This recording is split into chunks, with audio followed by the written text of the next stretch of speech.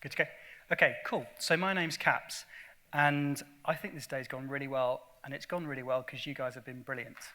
This is the last session that we're going to talk about today before we close, and I'm going to talk about this concept, which is Mangetoo, your diet magician. But before I start that, these are the lessons that I've learnt so far today. So this is the slide I've updated, and I was quite pleased because I think we're going to address all of them in this presentation. So very early on, we said, look, we want early phase studies. We want to recruit an IBD panel to help us build the intervention. And so that's what I'm going to ask for your help with today. And I'm also looking to recruit as many people as I can to join our panel to help us build this. The second thing is you want to get something out of being involved. Now, I can't offer you finances. We just don't have them. But I can tell you that you will get peer-to-peer support. You will get a community. You will develop a friendship, and it will avoid that isolation that lots of people feel when they get diagnosed with chronic illness. And you'll be able to see where your friends go and how they're getting on and how they're doing on their journey. And I think that's really, really important. And so when people say, what will I get out of it? Well, I hope those things are enough for the moment. So this is the problem that we're trying to solve. So 60% of patients cannot access a dietitian. And this is a problem. So I had the pleasure of working with Phil Tozer from St Mark's and Elsa Hart from St Mark's and Robin Phillips. And at a quaternary hospital, i.e. a super specialist hospital, I saw people who had come in when their guts had been totally knackered, that had lots of operations, and they started to get really good access to a dietitian because it was funded for and it was recognised as an important thing.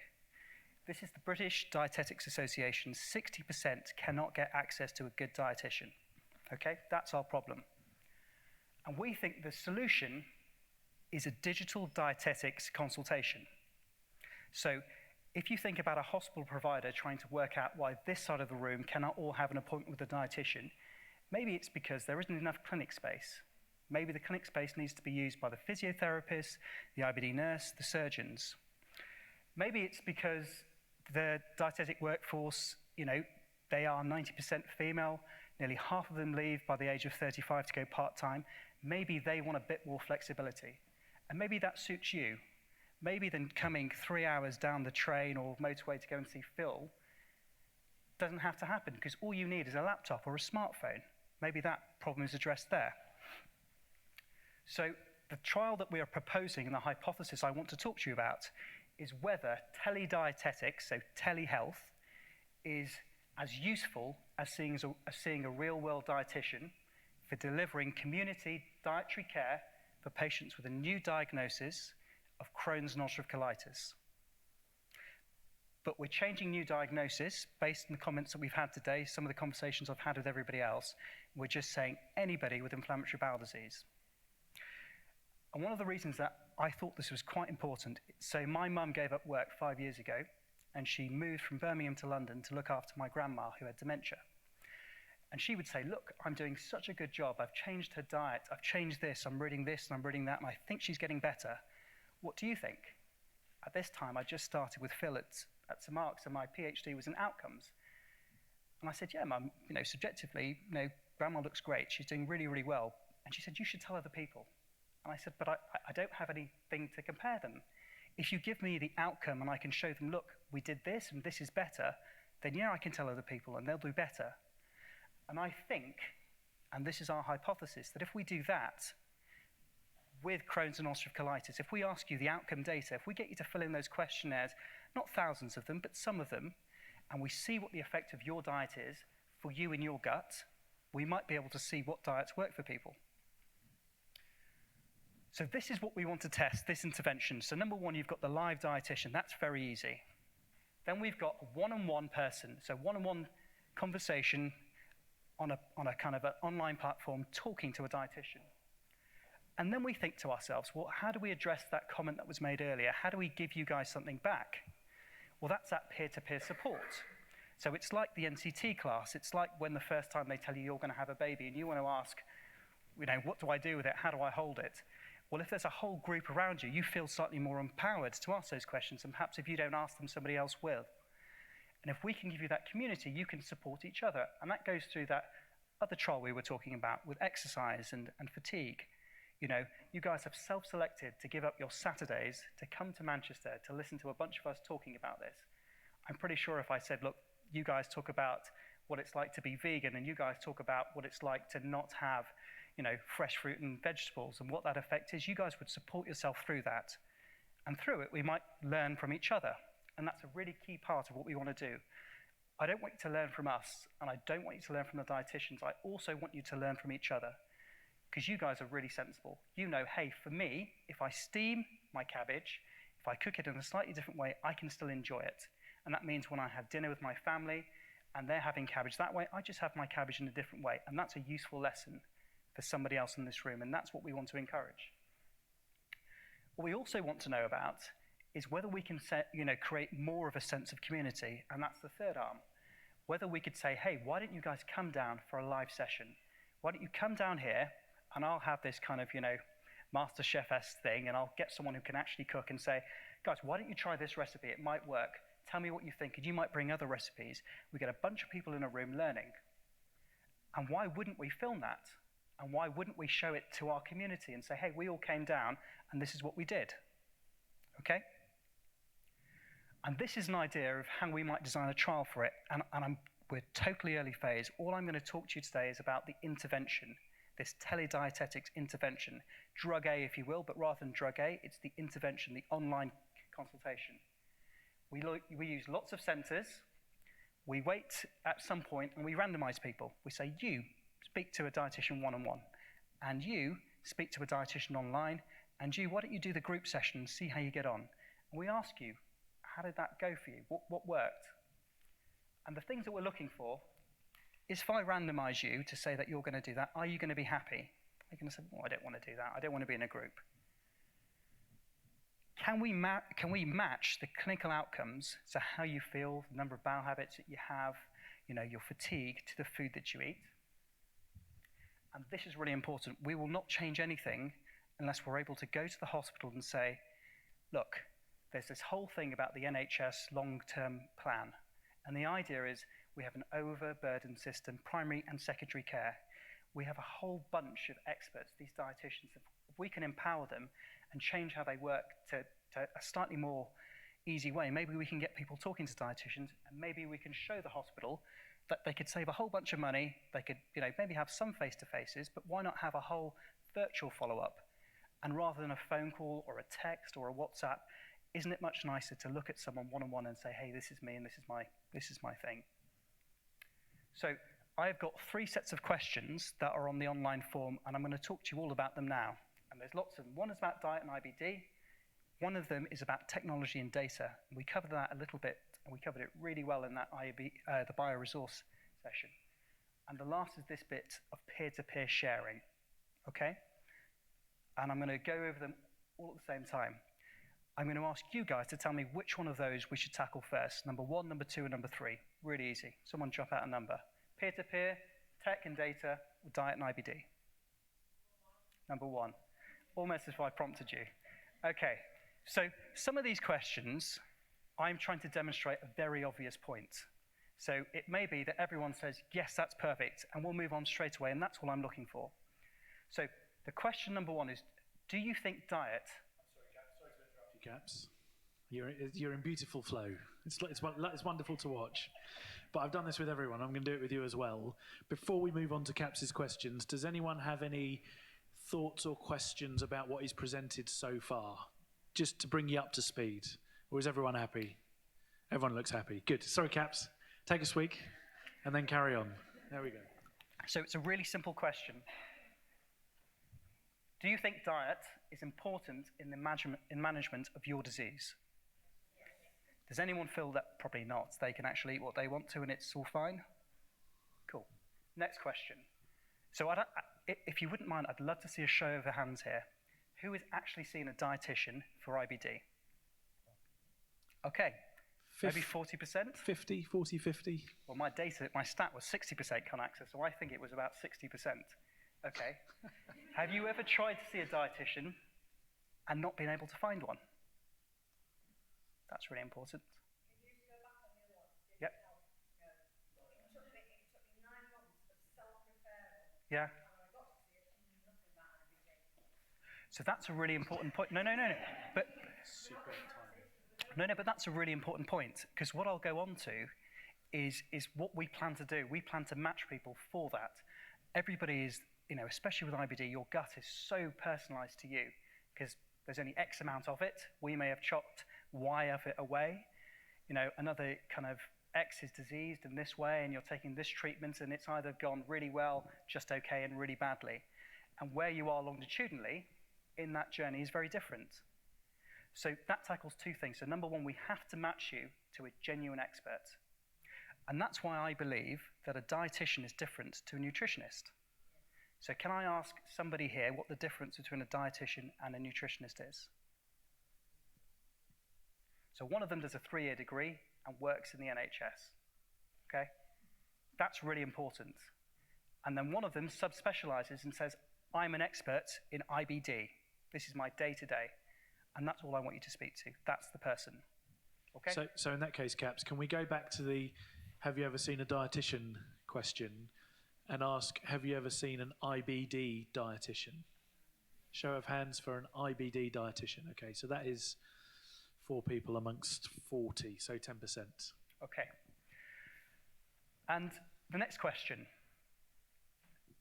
So, going back to your other question, sorry, I meant to say this. The other thing is one-on-one interactions with a dietitian at time point A doesn't help anyone. And the reason that you can't have that follow-up and the follow-up again is because they're so hard to get and they're so hard to access. And that's our problem we're trying to solve. Well, exactly. But if we try to work with a workforce and be a bit more flexible, then maybe we can achieve that.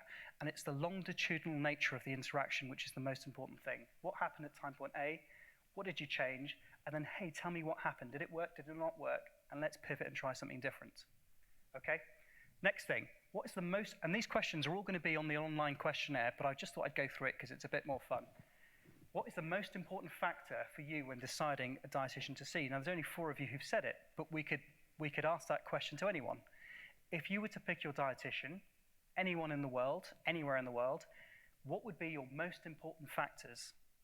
And don't read what's there, but just tell me what you think. What would be really important for you to match to? Who would you like to meet?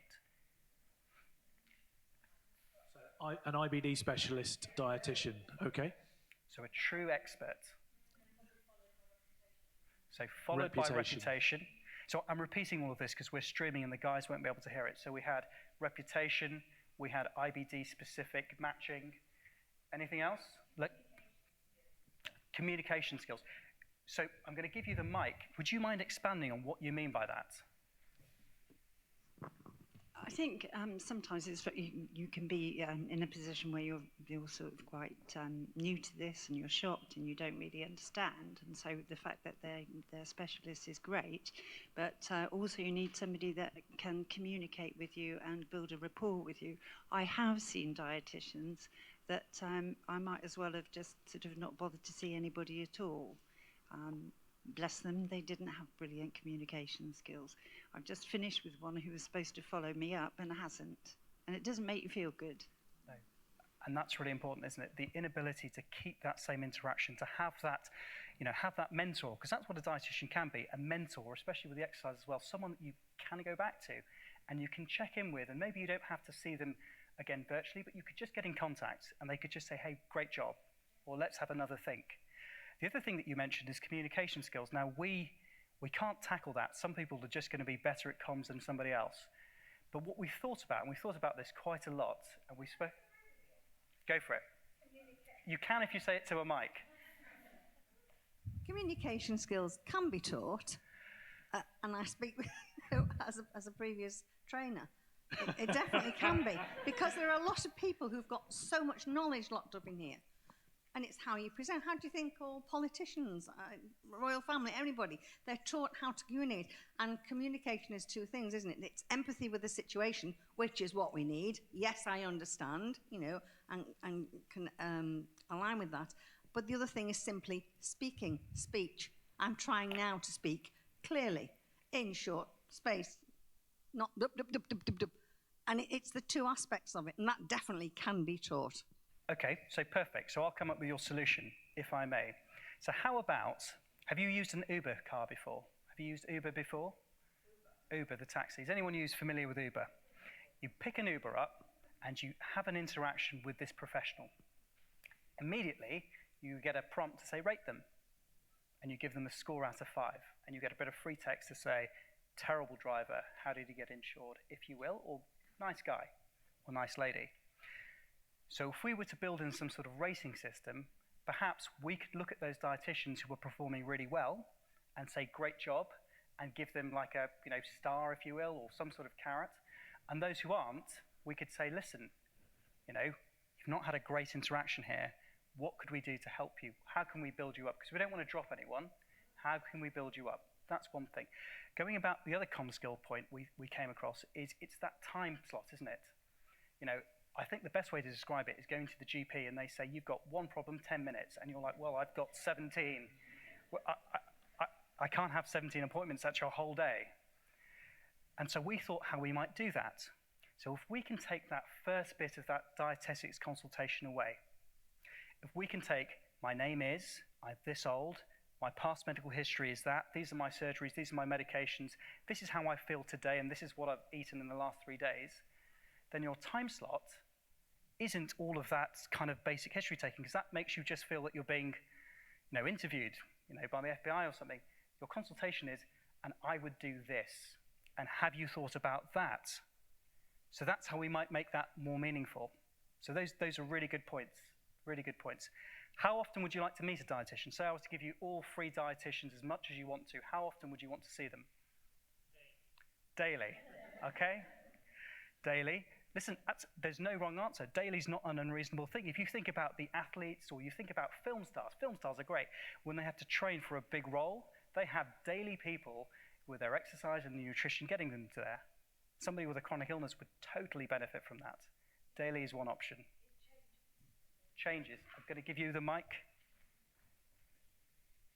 It changes as as you change, as you get better, or as you get worse. So your needs change. So you can't just say, well, I need to see somebody once a week, because actually that week that might be fine. The next week you might actually need to see them more than that. So great point. It goes back to that individualization, that personalized approach.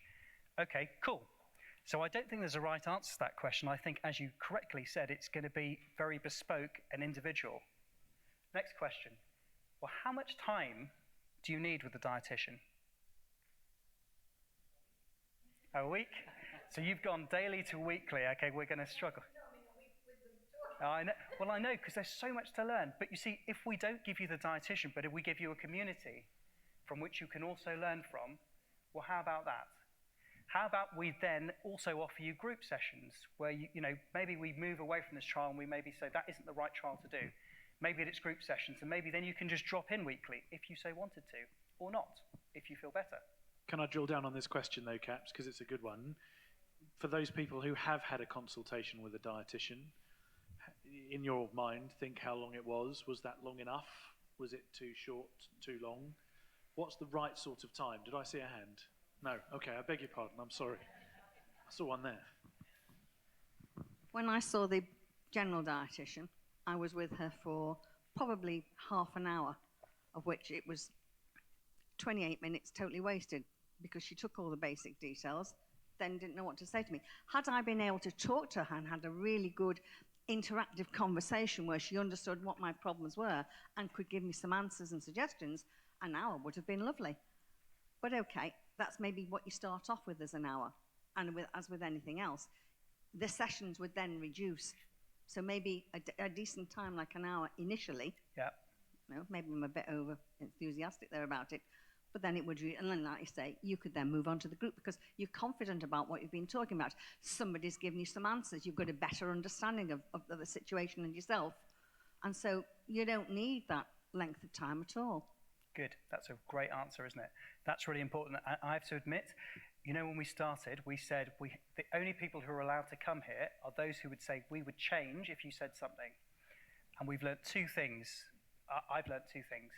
Number one is there is no right answer to the frequency. There is no right answer to the time, and perhaps a good bit of time at the start and smaller times later might work. And if you flare and have a problem, then say, look, I need that big appointment again. So that's been really useful for us. Sorry, sir.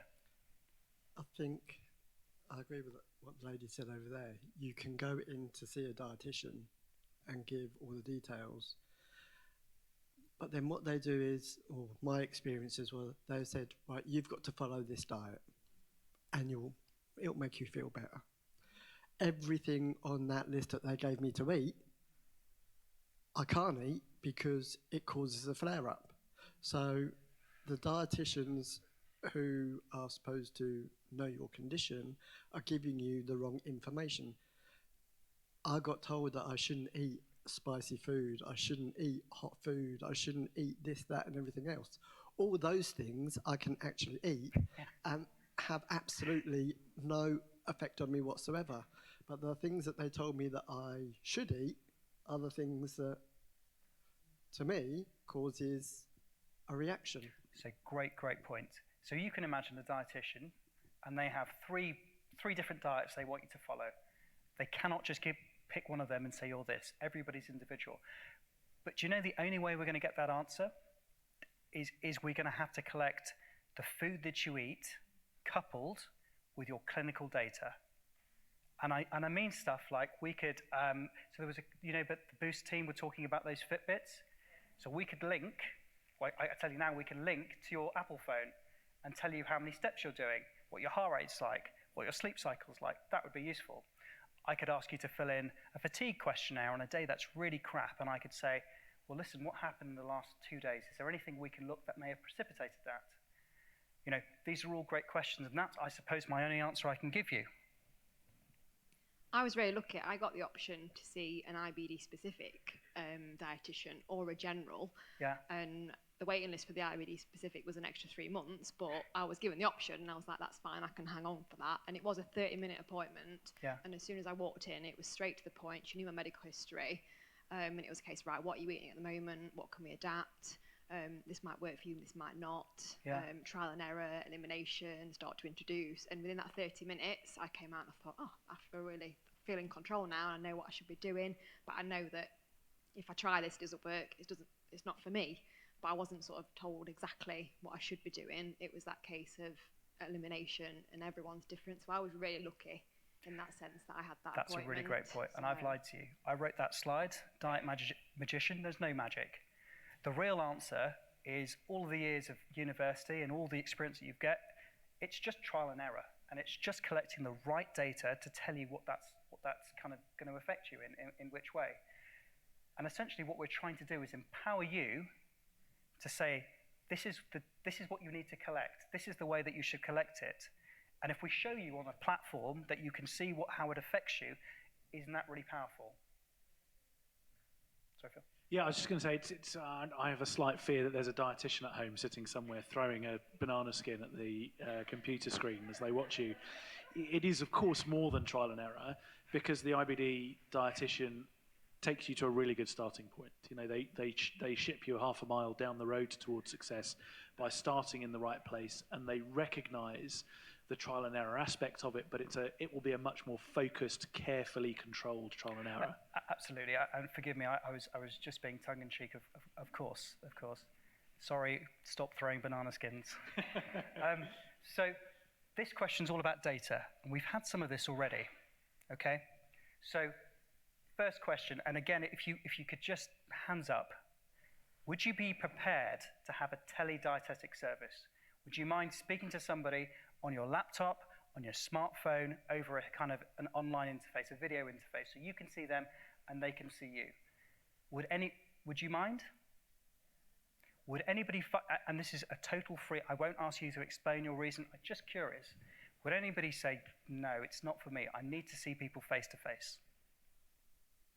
So let's push down on that a little bit more, Caps. I'm sorry to interrupt again. Has anyone done any kind of telemedicine interview, had a conversation with a clinician over their telephone or FaceTime or Skype or anything like that? Who's willing to talk about it, I should have said. Who's willing to discuss it? Great. What was your experience of it? Very positive.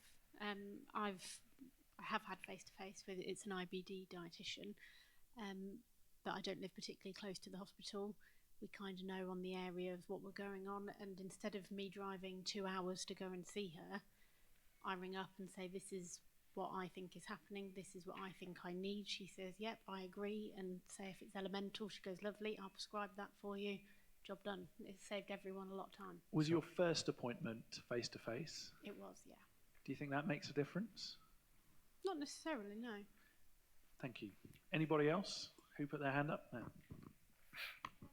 I think because of the situation that it's in, because it's not, I know it's a medical thing, but it's not as if I was phoning my consultant on the phone and having a serious chat about, my next stage of medication, because it is more of a lifestyle choice and that side of things. I think having it over a mobile phone or a laptop isn't as much of a problem, and especially people with IBD, commitment and travel, like you've said, can be an issue.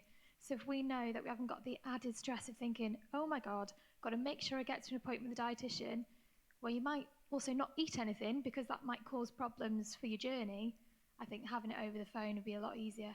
So that's a really, really great point. And that goes back to my PhD I did with Phil. So my PhD was perianal Crohn's, and we did a whole bunch of quality of life data, and we got that, which is we don't, that whole thing that we don't understand, we're drawing elephants that we've never seen and we're trying to work out what rhinos are. That was really interesting to me and my colleague Sam. We're both looking at our patients who are the same age as us, and they're saying these are the factors that we think about and we didn't know. And just traveling and getting to A to B, that's a huge thing. Thank you for raising that. Okay, most important factors in selecting this service: data costs on your phone, on your Wi-Fi, if that's free, specialty access, security, subscription costs, or technical, not having access to a smartphone, or things that I've not even thought of. What do you guys think about those?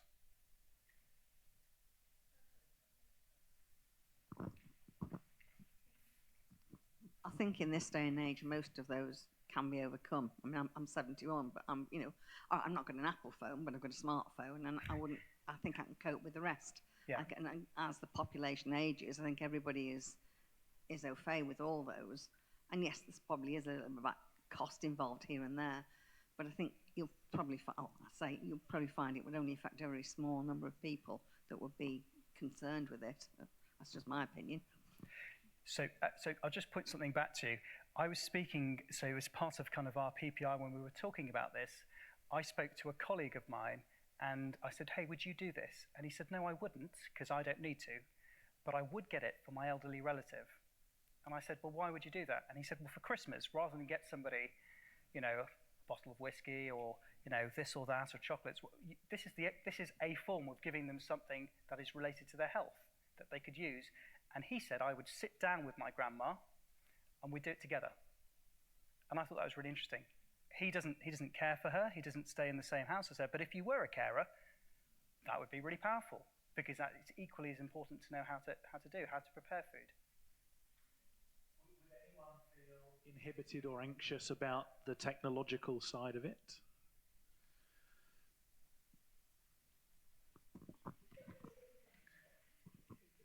I used to, probably, and then 2 or 3 years ago, actually taking part in a market research thing, I had to do it.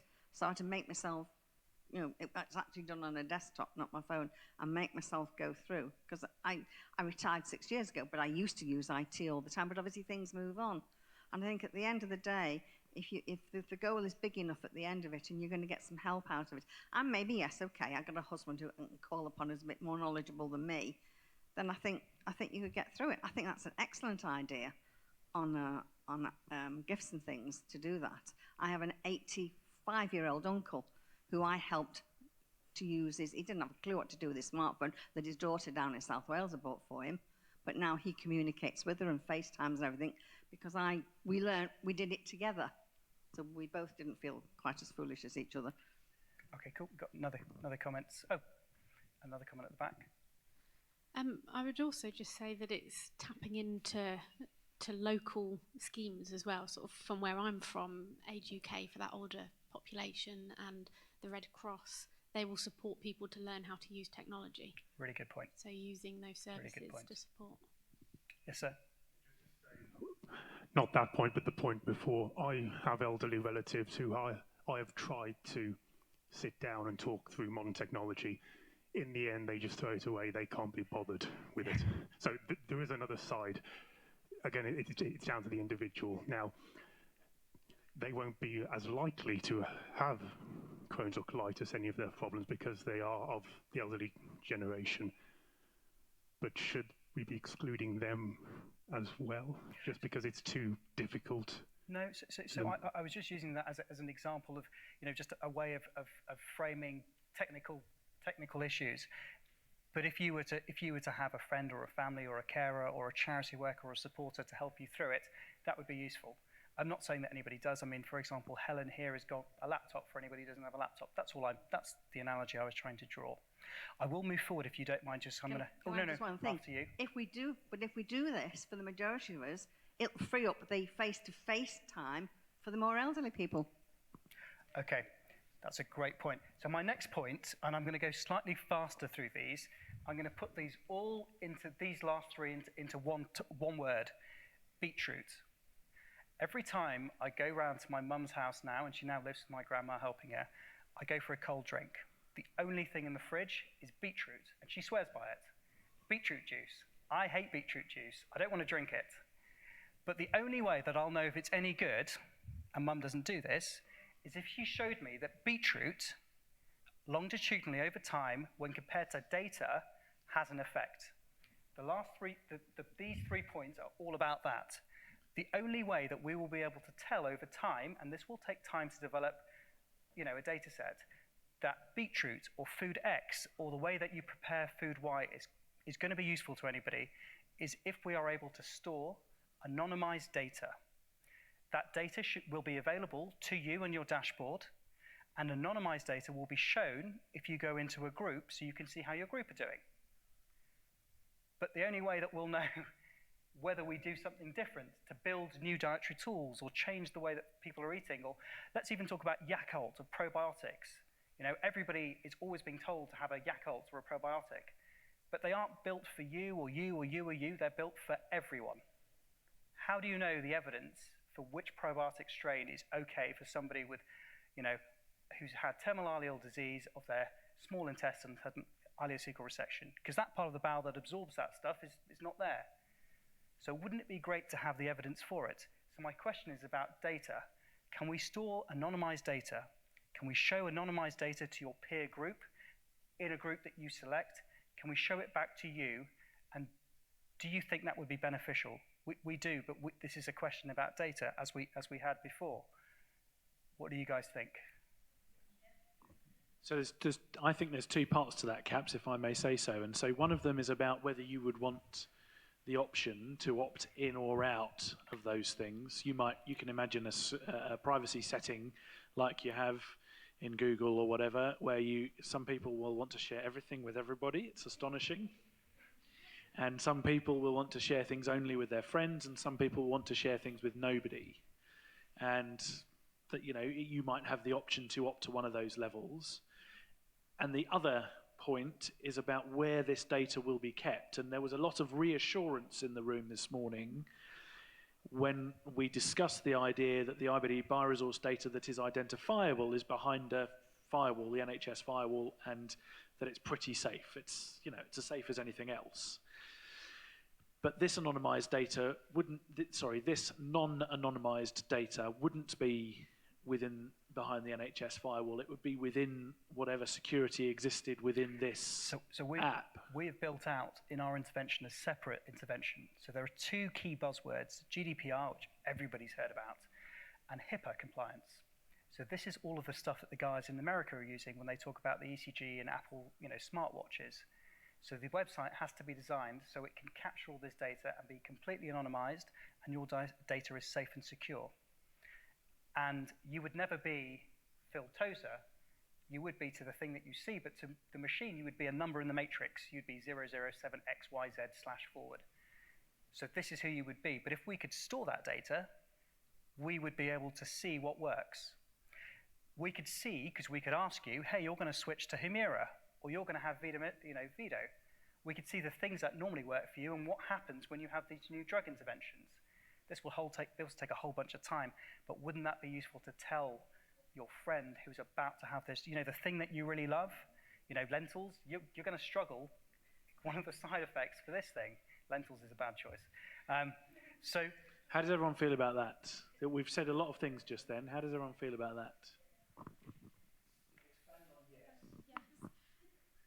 I mean, it's going to the whole data thing. You know, people sign up for stuff every single day without probably even thinking into it too much. So when you put it into this context of seriously thinking about putting, I mean, you know, when you sign up for your Tesco Club card or whatever it is, you are given over certain details without even giving it a second thought.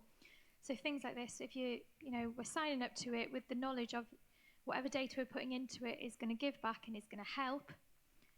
If in my opinion, if you don't want that to happen, then don't sign up in the first place, because you're putting your data out there to help other people, and it's not going to affect you. And yourself, because you can see your own data. And of course, you know, you don't have to share anything you don't want to. You can just say, I just want to see it myself. Totally fine. Does anyone feel differently? I really want to give an opportunity for anyone to think about this in a different way if they want to. Okay. I'll move on because I want to show you what we've made, actually. I'm quite excited about it. The last thing is your personal information for rewards or free dietary support. This goes back to that whole thing that we want every bit of questionnaire filled in. You know, we want, you know, something up to here filled in for you, because that allows us to make, you know, sensible ideas as what's going on. You can't fill that in. You guys have the rest of your lives not to fill in questionnaires that we have made, okay? Is there a way that we could incentivize you? And this goes back to kind of a reward. Is there a reward we could say, listen, if you fill in 78 questionnaires, it's not going to be 78 questionnaires, can we give you a kind of like an extra dietetics consultation? Is that a good way to incentivize people?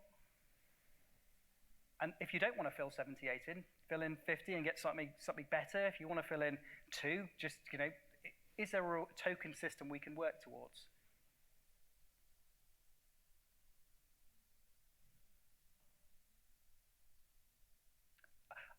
Does it sound just a reasonable thing to say? Okay, cool. Absolutely. You have to take me with you, though. That's the catch. Okay, so peer-to-peer sharing. There are not enough questionnaires in the world to take Caps on holiday with you for a week. Okay, so this is all about the group and peer-to-peer that you guys have talked about today, and I'd like to talk to you about. Would you attend a group session? So if this was a group dietetics, you know, consultation, and you know maybe there wasn't 50 people in the room, maybe there was just kind of 5 of you. Would you attend, knowing that we would film it, and it would be really interesting for someone else to see what we were doing and having that conversation? Do you know why I asked that question? The way it came up is there are different doctors across the UK. You could go to a tertiary centre and you could see Phil Tozer, or you could go to Hospital B and see somebody else. One of them are going to be better than another. The only way for you to have access to him, because you can't get access to him all the time, is if you can see a consultation that he gives, and you could say, hey, that's pretty good. That's all I mean by that. If you were in a group session, and say you didn't want to be filmed, but perhaps we could do what we're doing here, where your back may be turned, would that be acceptable?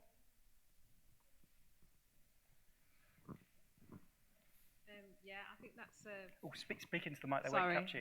I think that's a fantastic idea. I really, really would go for that, because I learn from talking to other people, I would say. I'm a bit optimistic about the dietitian app, sort of, just because I feel like me seeing people in person, I benefit more, I would say. That's a really good point. I think it would be a really positive thing, but I can imagine there's probably quite a lot of people at home who wouldn't feel comfortable in a group setting, and whether there's an alternative way of offering them something. So yeah, that's a live group session. You could also do a virtual group session. Yeah. You've got quite a motivated group here. We've all attended today, so we might not that's be a really great point. You're a self-selected group. But similar to when if you've used a FaceTime, you don't have to show your face. You could just be a voice. You don't have to use, anything more than that. Those webinars, yeah. Next question. So that's exactly what we were talking about just there. Okay. Personal information in a group. I don't feel we'll be able to get forward if someone says, I won't tell you my disease. That's what I feel. What do you guys feel? Okay. We talked about filming.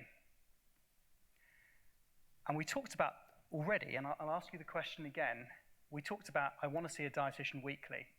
If there was a weekly drop-in centre in your location or virtually, would you want to attend that? Because we'll have to find a dietitian to sit in a room or to stream weekly. Would that be really useful? And you could sign up to it and say, yeah, I'd like to come to this, 24 hours notice, 12 hours notice, something like that. A question that's not on here is there a group size which will be too much or too many people in a group? 50, we know that's ridiculous. 10 maximum. Anyone feel 10's too many? Okay, good. Depends on the length. But you see, with a virtual group session, you can drop in and drop out as you want to. Similar to real life, you could just leave. And I don't mean that to be facetious. I can't think of another way to explain it, but you're completely right. You know, we went to hypnobirthing classes with our first baby. I wanted to leave after 5 minutes. People versus the amount of time that you have. Yes, yes. So your time obviously would be split, but I think your mindset would move. Your mindset would move for this is me and this is what I'm doing to hey, this is my team and this is my community and this is what we're doing. Okay, I don't think I'm being very clear then. No. Because what I'm trying to say is that the number of people that you have within that group, obviously there needs to be time for everybody to feel that they can have a reasonable say. So in terms of the length of time that you are there would also depend on the number of people in order to be heard. Perfect. Does that make sense? No, that's my mistake. I didn't understand that, and that's Right. a brilliant, brilliant point. Yes, if you have 10 people, you need longer than if you've got 5 people. Can I, Cats, we're running very short of time, so Okay. I'm going to ask a question which no one needs to answer verbally, but maybe think about when you're going online. What are the things within the group setting that would turn you off and that you'd want to safeguard against? You know, would you want to be able to identify individuals that you didn't want to go into a group with in the future, for example? How would you do that within an anonymized system? That's just one example that you might think of. That's what I would worry about. So just let that roll around in your heads a bit, and when you go on to do the online thing, I think that would be a useful piece of feedback. What are the mechanisms for dealing with an unhappy group situation? Okay, so what I'm going to do now is you can see www.mangetoo.com. That is a landing page. So that is just for us to say people might be interested. And there's a bit for dietitians and there's a bit for patients. And you may, if you wanted to, do nothing more than sign up to say, hey, I'd be interested in this. And over here, this bit that says the questionnaire, that's a questionnaire. But it's Mangetoo. I think it's memorable enough. Let me show you what it looks like. Okay? So this is what the website looks like. This is what it looks like for patients. Food is medicine, the right dietary support, Mangetoo classes, data for your diet, join a community, secure and private, GDPR and HIPAA compliant. Your dietitian, and it's important to see what they see this page. Choose when, where to work, earn more for what you do because they can do it around their childcare, join an active network of your peers. So what do you do in the situation where you ask your dietitian, hey, what do I do, and they don't know? Well, they should have someone to speak to. Again, they need to know how effective their interventions are, and it allows them to innovate. And again, they've got their governance, they've got the professional feedback. But let me show you our beta version, and this means something that hasn't come yet, that's designed for today, so you can see all our sponsors, so BSG, Crohn's and Colitis, the BDRF, ACPGBI, and the NIHR. So you sign in, and I've already set a consultation up, so this is what it looks like. But you have your dashboard, and this is where it tells you, this is how much I've walked, this is what I've done. It tells you what you've eaten recently, and you have resources. So you have all of these things, living with a stoma, bloating in wind. And within your community, we would encourage people to create your own resource. Why wouldn't you? There will be experts who know way more than we do. It'd be great for somebody to say, hey, I've developed my own page or my own recipe, I think this is great. You would match to your dietitian, and you see that here, this is one of our co-founders, Lena. And then you could go to your diary app. So before you would match to your dietitian, they would say, add a meal.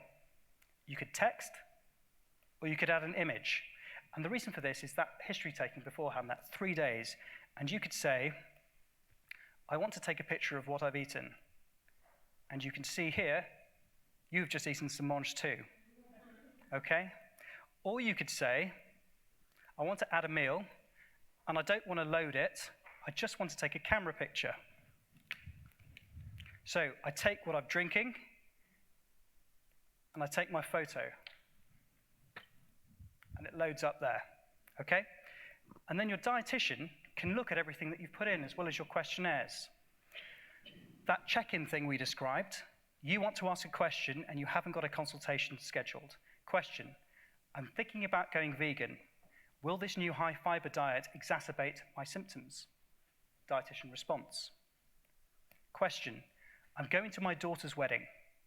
Is there a diet I can take to avoid an embarrassing situation? Answer. Okay? Let's see what else the website does. All of those things we described, your health goal, that is again from the IBD boost. What do I want to achieve? Are you going to achieve it? Your medical history, let's take this one. Crohn's disease, when it happened, let's say that you've also got diabetes. Let's say that you've also got high blood pressure. It's there. I can't show it there. But you can see it. Medications. Why spend 20 minutes going through all the medications you've had when this could be here? Azathioprine, that's when I started, you have this data. If you don't have this data, your GP has that data and it's your data. You can say, print me out my prescriptions, okay? And you could add it on and that will save your time, okay? Group sessions, let's say that you say, look, I want to form a group. I want a new diagnosis of Crohn's disease in my diet group. I'm going to invite my buddies and this is my group. I want a group living with a stoma. What do I change my diet for? Steroids, what happens with immunomodulators? What do I need to do before surgery with my diet, during and after? How do I transition as a child into an adult clinic? What do I need to be thinking about? And you've got this secure website. Why have a conversation on Facebook or Instagram which isn't secure when you can have it here? You can have your public persona being whatever you want to, but if you want your medical persona here, it's safe, it's in the environment of your peers. And your profile, picture, you don't have to have a picture, things like that. Okay. So then you're going to say to me, and this is how I'm going to end it, you're going to say, look, I want to join a room. I want to speak to my dietitian, okay? I want this to be compliant. I don't want any data breaches. And I want to speak to someone in Spain. Steph, can you hear us? Oh, hello. So Steph is our tech founder. He's in Spain, in Barcelona, speaking to you because you've matched what time you want to speak to him. You've seen that he's the right expert to speak to, and hey, look, if you wanted to have your other buddy in, you could have them in. Steph's in the background. What's the temperature in Spain? It's about 24. 34. Okay, so he's living the life. Why not speak to Steph? You know, tall, dark, and handsome, and in Spain. Okay, so Steph's going to just encourage you again to, if you are interested, and I'll end now. Please sign up to the www.mangetoo.com. Please fill in our questions. The reason to sign up is we are going to try and show patients, whoever wants to see what we're trying to do, we want them to tell us what we're doing bad, how to get better, and we want them to say, this is what we want, and that's how we're going to design it. We're not going to do it ourselves, okay? Thank you very much for your time. Thanks, Steph. Super.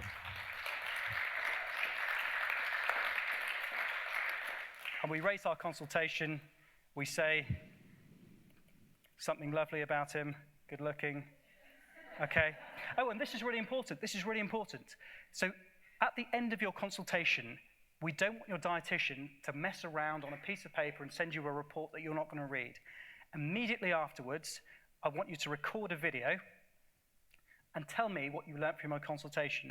So Mangetoo is a great app. I hope I'm going to join. I think it has great potential.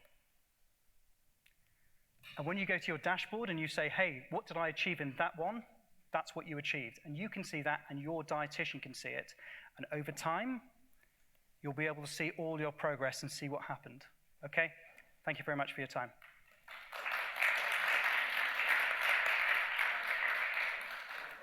We've got a bit of time before the others, because the others are coming back here now, aren't they? And they haven't arrived yet, Mark. Something. Oh, okay. Yeah, so we're ready. Yeah. So whilst the others are filing in, does anyone have any questions? You're going to trial this, Caps. You're going to do a trial. So we're building, the way we're building is we're building a small group, and then building group sessions and coming to a situation. What we really want to show people, and the only way this is going to work, is if we get the right clinical outcomes and if we show the NHS that this is a better way to do what they're doing.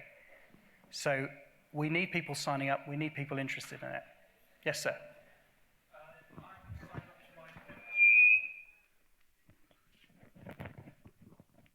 I'm signed up to MyFitnessPal to track my diet when I'm in training for something or other. And all I need to do is basically scan either what I'm eating straight from the fridge, or if I go to a restaurant or something like that, I can put the name of the restaurant and it will tell me what's on the menu and come up with the calories and the various macronutrients. Is that something that you'll be able to do with Mangetoo? Will you be So we're building an iterator. People say, hey, I want that. We will work out how to do it and get it sorted. Come on in and sit down.